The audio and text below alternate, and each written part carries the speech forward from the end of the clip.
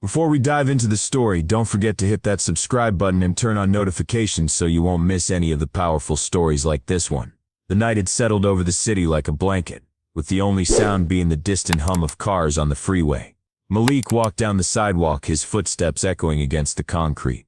His mind was tired, worn out from the long hours spent working at the corner store, organizing merchandise, and dealing with demanding customers. All he wanted was to get home, kick off his shoes and relax in peace. He lived in a neighborhood that, though not far from the city center, was often overlooked and underappreciated.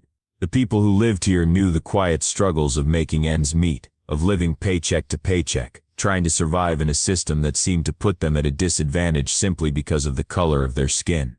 Malik had walked this route countless times before, each step reminding him that he was a man constantly navigating a world that judged him before he could even open his mouth. Every glance from a passerby, every car that slowed down, every store clerk who eyed him suspiciously, all these things were part of the daily dance. But tonight something felt different.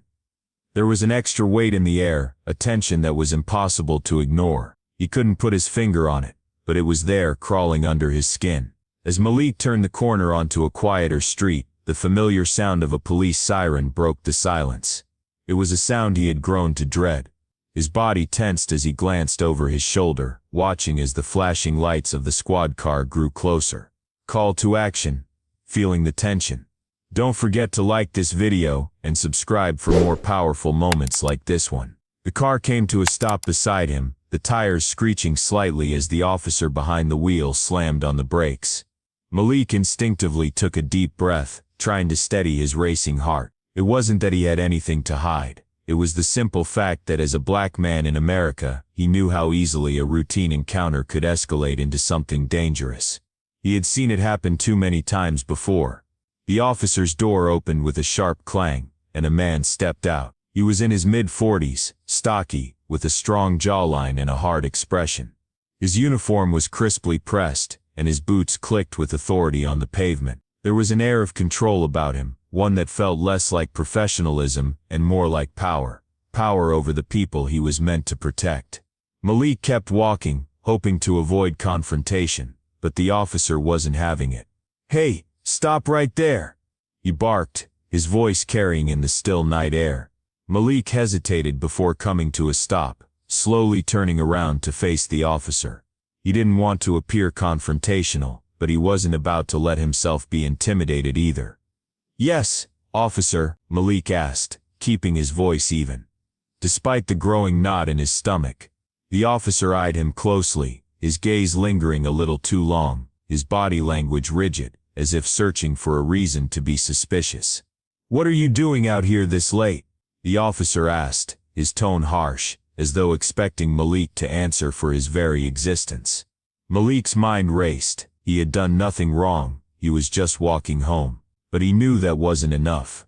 Not in this world, not when your skin was darker than the officer's. "I'm coming from work," Malik said calmly, though the tension in his voice betrayed him. "I'm just heading home." The officer didn't immediately respond. Instead, he looked Malik up and down, his eyes narrowing, as if evaluating his worth, deciding if Malik's mere presence on the street was a threat. Malik felt it. He was being scrutinized not just for what he was doing, but for who he was. "Where are you coming from?" the officer demanded again, stepping a little closer, blocking Malik's path. "What's in your bag?"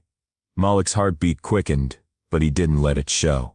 He was used to these questions, these demands. "It's just my personal stuff," Malik answered, his voice steady. "Nothing illegal. I'm just going home." The officer wasn't satisfied with that. His eyes flicked to the bag on Malik's shoulder, then back to his face. There was a moment of silence, a beat of hesitation before the officer spoke again. "Let me see your ID," he ordered. Malik's chest tightened. He knew he wasn't obligated to show his ID without a reason, but he also knew that refusing could escalate things. The choice was not so simple. He had to navigate the fine line between standing up for his rights and ensuring his safety. He didn't want to make the situation worse, but he also wasn't going to let this officer have the power to intimidate him. "Why do you need my ID?" Malik asked, his voice still calm, but with a hint of defiance. "I haven't done anything wrong," The officer's posture stiffened. His hand instinctively moved toward his belt, and Malik could see his fingers hover near the radio and the baton, ready to act. That small motion made Malik's pulse race, but he didn't flinch. He had to remain calm. He knew all too well how easily things could spiral out of control. "I'm just walking home. I don't need to show you anything," Malik said firmly, standing his ground. The officer's face twisted in frustration, and Malik could feel the tension building. The officer was now just inches away, his presence imposing.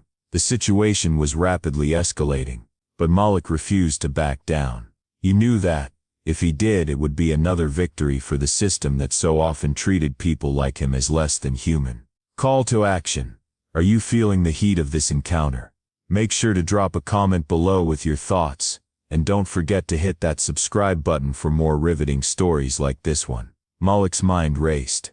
He knew what could happen next. He had seen videos, heard stories, but this time he wasn't going to be just another name in the news. Les Sengus Dries in Tang. Sinks up shearsing the. This time he was prepared. With calm precision, Malik reached into his jacket pocket and pulled out a small pamphlet.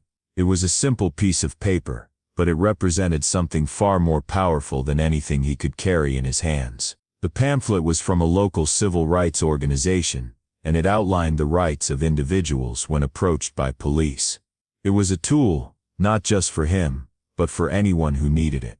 The officer glanced at the pamphlet in Malik's hand, then back at Malik. There was a flicker of confusion in the officer's eyes, and for a brief moment, he hesitated. Malik extended the pamphlet toward him, his voice steady. "I know my rights, officer. You have no probable cause to stop me. This is an unlawful stop." The officer didn't move at first. The words seemed to hang in the air, and Malik could sense the officer processing what had just happened. This was not a situation where Malik was complying out of fear. This was Malik asserting his knowledge, his dignity, and his rights. The officer took a small step back, his eyes still locked on the pamphlet. Malik stood there, not moving, not speaking, allowing the officer the space to decide what to do next. The silence stretched on for what felt like forever. Finally, the officer exhaled sharply, clearly frustrated. He looked Malik in the eyes one more time, then glanced down at the pamphlet again. It was as if the reality of the situation had caught up with him. The truth was undeniable. Malik had the right to be there. He had the right to walk home without being accosted. The officer's authority had been challenged, and in that moment, Malik had won. "All right, you're free to go," the officer muttered, his voice barely audible. Malik stood for a moment, absorbing the words. The weight on his chest began to lift. He hadn't backed down. He hadn't allowed himself to be subjugated by the force of someone else's prejudice. He was free to walk away, not because the officer had been merciful, but because he had stood up for himself. As Malik turned and began to walk away, he felt the eyes of the officer on him, but he didn't look back. He wasn't walking away as a defeated man. He was walking away as a man who had just claimed his dignity. His small act of resistance had changed the course of the encounter, and in that moment it felt like more than just a victory for him. It was a reminder to everyone that resistance, even in its quietest form, could be a powerful tool for change. If this story resonated with you, don't forget to like, share, and subscribe to the channel, and leave a comment below.